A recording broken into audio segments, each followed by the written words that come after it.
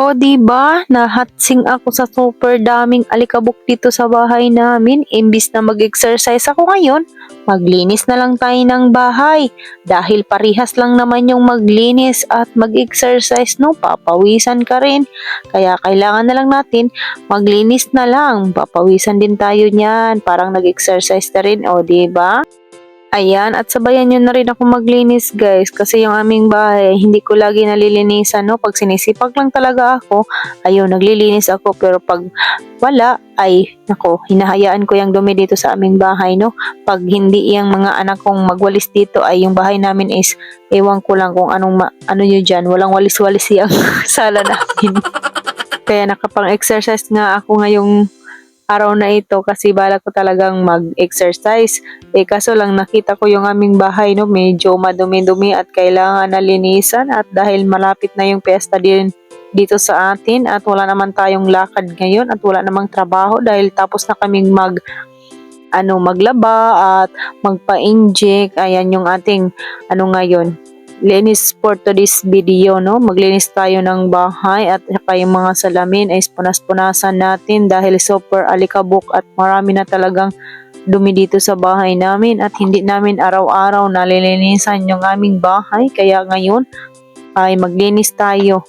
Kasi gusto ko sana is dito yung bahay namin is araw-araw tayo yung mag-mop ba at maglinis, kaso lang hindi ko talaga magagawa yun kasi nga minsan is tinatamad tayo. Kaya ayan, ngayong araw ay habang tayo naglilinis, ayan, nagpapa-music tayo, no, para ganahan naman tayong maglinis-linis ng ating bahay na super alikabok. Yeah.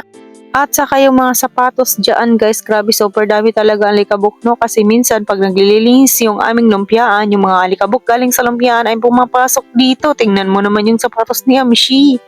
At ang dumi-dumi, hindi talaga niya pinunasan, no? Kaya sabi ko sa kanya, ako na lang magpunas kasi anuhin ko yan mamaya. Anuhin natin ng plastic, babalutin natin yan ng plastic kasi pag hindi mo yan binalot ng plastic or hindi mo pinasok sa karton ay dudumi talaga yan.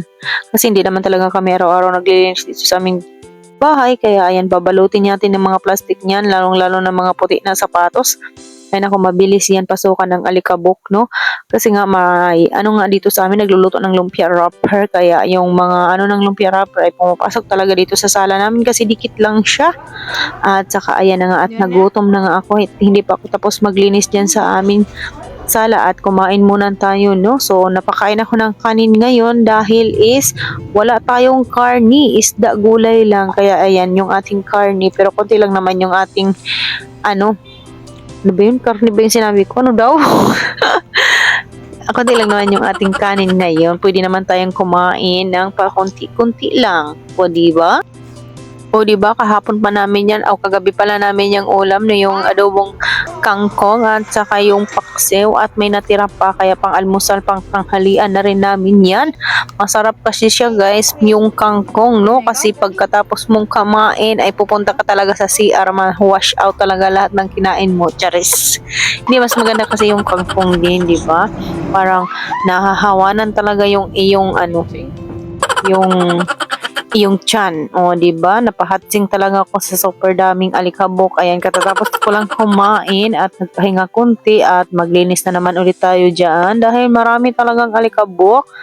At sa sunod na araw is mag-jeans cortina na naman, no? Dahil malapit talaga yung piyesta dito sa amin. Okay lang kahit wala tayong handa, basta nakapaglinis at nakapagpalit ng ating cortina, okay na yun sa akin, charis. At saka ayan na nga si Alter guys, ay nagbisi-bisihan talaga siya, no? Ayaw niya kumain pag walang cellphone. Kaya bahala ka dyan, at inano ko muna yung cellphone. Hindi pwede talaga mag-cellphone pag kumakain. O, diba? Sinong masusunod? Yung mama, yung anak? Charis. Kaya sabi ko nga sa mga anak ko, dapat talaga is magulang talaga yung masusunod. Hindi pwede yung anak yung masusunod, no? Pag halimbawa dito sa bahay natin. Kasi nga pag sinunod talaga natin yung ating mga anak, ay nako, magsusunod-sunuran na lang tayo sa ating mga anak. Dapat talaga is tayong mga magulang ang masusunod. O, diba? Kasi pag hindi mo yan inano yung mga bata, is may spoil yan. Ayan, tapos na siya kumain. Kaya ayan, cellphone na. At ayan na nga, at pupunta na kami ng Paranas at nakaligo na rin ako dyan sa wakas. Tapos na tayong magpahinga, maglinis ng ating bahay.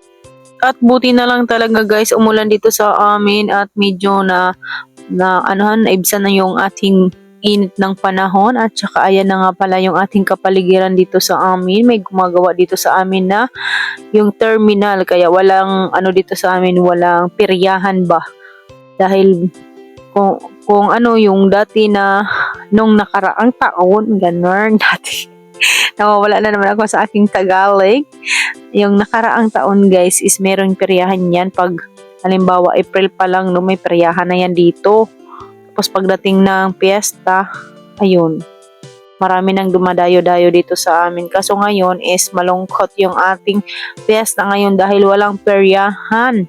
Nang nakaraang taon is masaya kasi lagi kami nandun sa peryahan tapos marami kaming namit na mga kaibigan na taga-peryahan dahil yung mga taga-peryahan dati is mga taga-Masbate o di ba mga kababayan ko. So ayan, ngayon wala nang peryahan dito kasi wala nang mapaglagyan na peryahan no dahil yung pinagtayuan ng peryahan dati is yung ginagawa na ngayong bagong terminal no.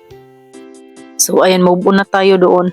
At dito na tayo sa Paranas no, bumibili na tayo ng mga tinapay dahil naubos din agad yung tinapay namin guys nung nakaraan no, nung bumili kami. Ubos agad kaya ngayon dinamihan ko na yung pagbili ng tinapay na munay. 200 pesos na munay at saka nabili na rin ako ng iba pang mga tinapay halagang 300 tapos yung munay naman is 200 bali lahat yung aking nabayaran dyan is 500 pesos. At hindi pa nga ako nakapaningil dyan, inuna ko muna magbili-bili ng mga tinapay dahil nga ay umaambon-ambon at mamaya na tayo magmingil no pagkatapos kong mamili ng mga tinapay. Ayan, at nandyan na yung aking mga pinambili-bili at umaambon-ambon nga talaga ngayon at papunta na kami ng palengke at saka ayan si Amshi yung aking kasama at ayan na sa aking maring Sherlyn at sinisingil ko na siya at tinatanong ko rin kung magkano order nila o diba. At dito naman sa kabila paikot-ikot tayo dahil 5 tao yung aming iniiwan diba lagi. Yan sinasabi sa vlog ko na 5 tao yung aming iniiwan dito sa Paranas. Kaya 5 tao din yung aking sisingilin ngayong araw na ito. Ayan, paikot-ikot lang tayo at nagtingin-tingin na rin ako kung ano yung aming mauulam ngayong araw na ito. So, ayan at hindi ako nakapili ng ulam dahil nga meron pa naman kaming paksiw doon at saka naggawa si Ate Dromby ng lumpiang tahong. At saka ayan, pumasok ako dito sa butik na ito dito sa Paranas dahil nga yung card ni Kuya Dretz na galing nagpa-inject, ayan tinago ko at pinalaminate ko guys kasi importante yung card na iyan pag halimbawa ay maghilap kami ng record niya doon sa ospital. Yan lang yung card na iyan ang ipapakita at mabilis mo na makuha yung record doon sa ospital no. At saka at pauwi na nga kami dahil nga paambon-ambon at bibili pa kami ng harina doon sa Bura. At kaso nga lang, pinaalala ni Amshi yung pagdaan namin kanina, nakita niya na sarado din yung tindahan ng harina doon sa Boray. Sabi ko, meron pa naman kaming isang sakong harina, kaya yun lang muna at hindi naman madami yung order ngayong araw. O diba, nag-video-video pa talaga si Amshi dito sa daan. Tingnan nyo yung ginagawa ni Amshi, binibidyohan pa talaga niya yung mga banderitas dito. At ayan, excited na rin yan sa piyesta dito sa amin. Pero ewan ko kung maghahanda kami o hindi. Charis. Tingnan mo naman yung daan dito sa amin. Puro butas-butas na, diba? At nakakamiss talaga guys nung piyesta dati nung nakaraang taon. No? Kasi marami talagang libangan dati dito sa Buray dahil dito yung tinayo yung peryahan. Kaso nga lang ngayon wala nang peryahan. Malungkot na yung mga taga Buray no dahil yun lang yung pinagkakalibangan namin pag gabi na or hapon na ba yung peryahan. Pero ngayon malungkot na dahil wala ang paglalagyan yung ating mga peryahan. O diba, syala at nandito na kami sa aming bahay. Hanggang dito na lang. Bukas naman ulit. Babu! Yun lang.